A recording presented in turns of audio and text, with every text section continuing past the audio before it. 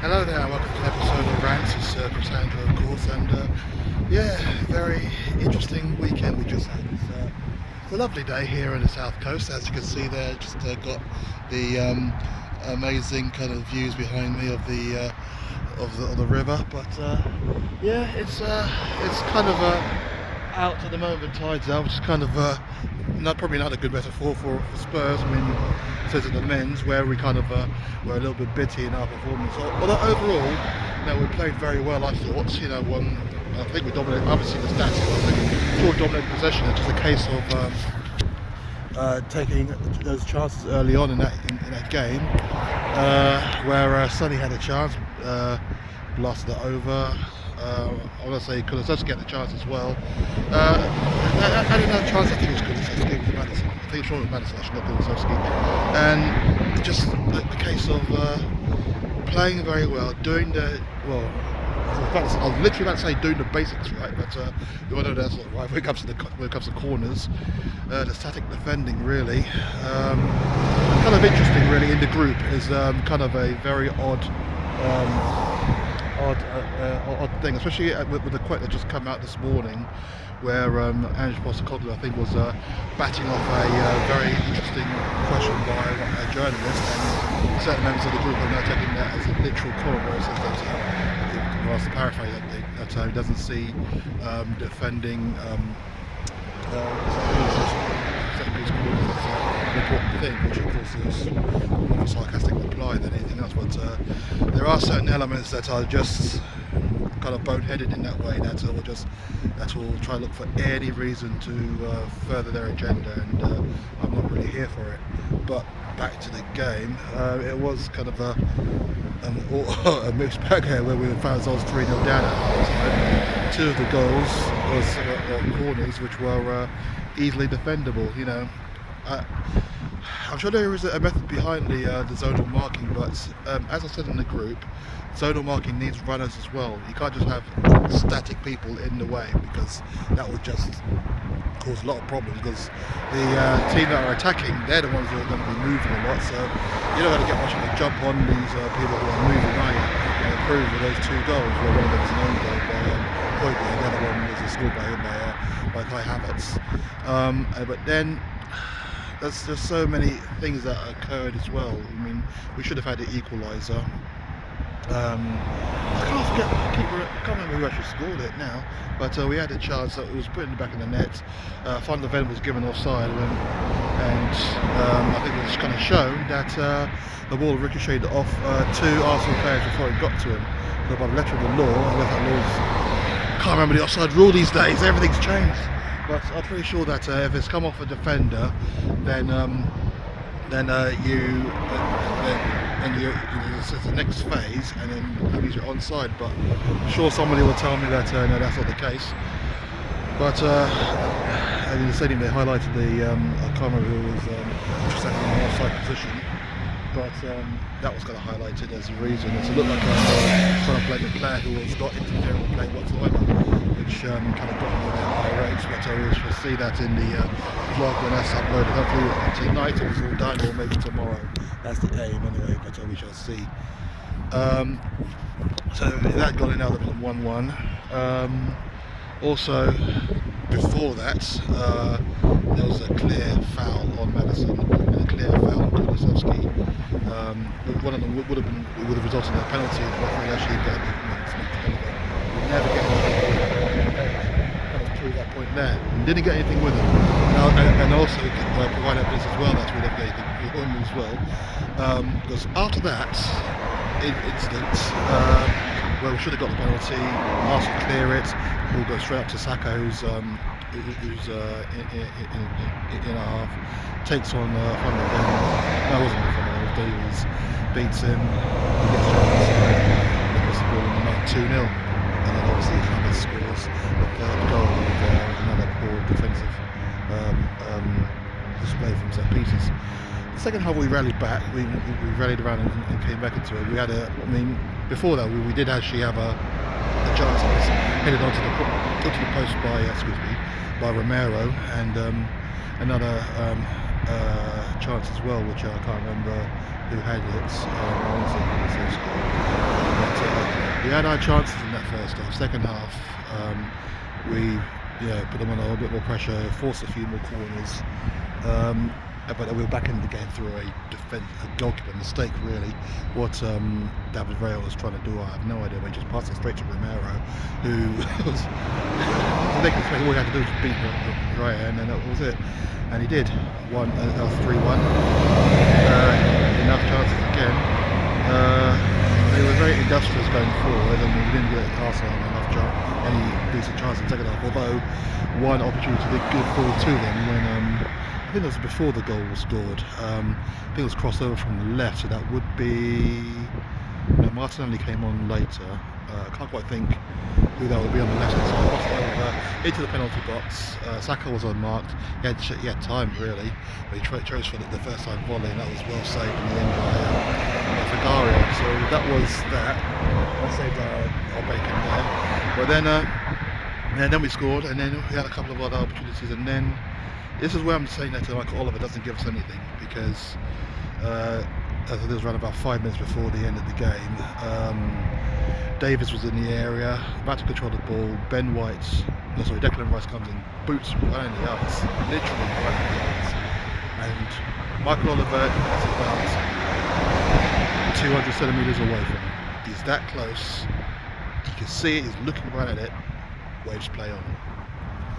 And we were howling, absolutely howling. I couldn't actually believe what I was seeing, because that was clear from where I was sat, in the other end of the stadium. But apparently it wasn't for Oliver. And in the end, VAR stepped in and said that's a penalty. I don't know why VAR didn't step in for me. Somebody on the group did say that it was more 50-50 the Kulusevski foul. But other teams get it, we don't, and we wouldn't have got the penalty ball for VAR either. But it was eventually given. Son steps up, scores 3-2. We then get a series of corners and stuff, but nothing that really tested their goalkeeper, and I thought it wound down 3-2. So I have to say it was a good rally in the end.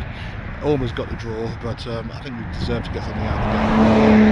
I think we deserve. Actually, if the chances were taken, we probably deserve to win it. But then that's just me. That's just how I feel about it. So that was that. But I liked what I saw. I liked the fight back. We have had some dodgy games this season. You can't be hidden from that. Fulham away, Newcastle away. It is kind of depressing, but on the back of that, I did just think, taking up enjoying Angie's first year, of bedding in, and I have renewed my season tickets, so there'll be more of this to come next season. That's for definite. And then, at the same time, the Spurs women played, and they're at home to Brighton, a game which I'm fairly confident that we should have won. Really, should have won that one. I think we dominated possession in that one. We almost had around about 60% possession from what I've seen.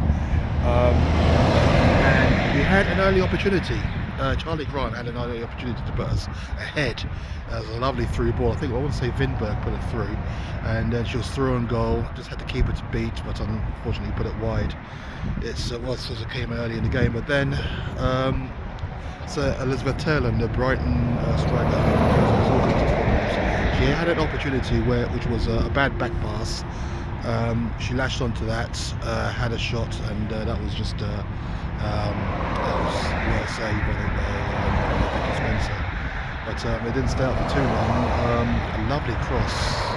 I want to say Bremer on the right for Brighton. On the right, a delicious cross, whipped it in. Beckham would be proud of that one. Turland met it again, headed it right. Spencer saved it onto the crossbar, similar to that save that she did against Leicester. You remember the FA Cup semi-final. But the ball bounced back off the crossbar and just into Turling's path. She puts it in 1-0. That's within the first 20 minutes. But we dominated. England had a couple of opportunities to score, and made a good save from the keeper.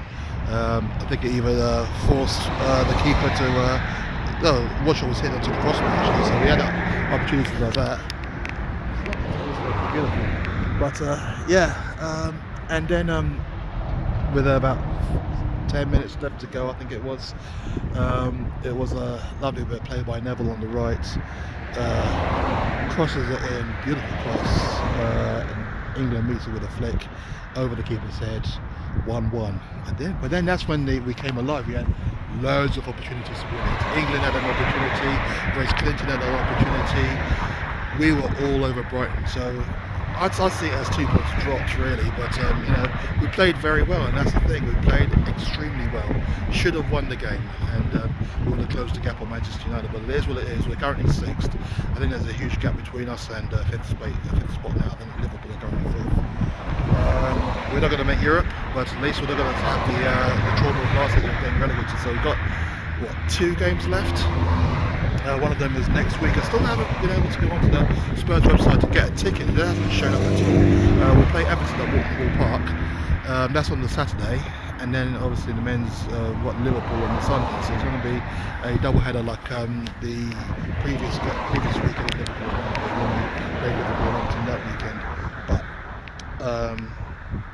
I just have to keep trying, because I want to go to Everton's game. To that Everton Spurs game, because I think obviously there'll be a new ground to go to, but at the same time I also want to see Spurs end the